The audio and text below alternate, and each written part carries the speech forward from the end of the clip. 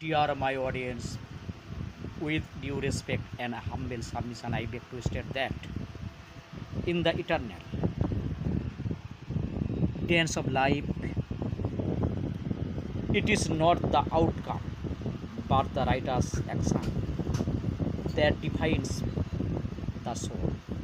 Let us rise beyond fear and doubt and embrace our duty with unwavering courage and love.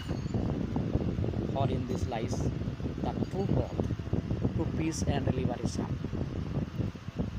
জীবনে চিরন্তন নিত্যে ফলাফল নয়, বরং ধীর ও ন্যায়সঙ্গত কর্মই আত্মাকে সংজ্ঞায়িত করে।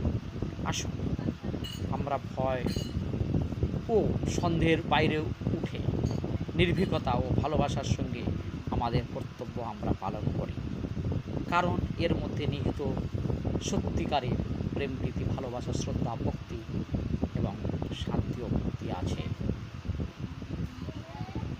এটা আমার কথা নয়, আদি অনন্ত নারায়ণ ভগবান শ্রীকৃষ্ণের মুখ নিঃসৃত বাণী।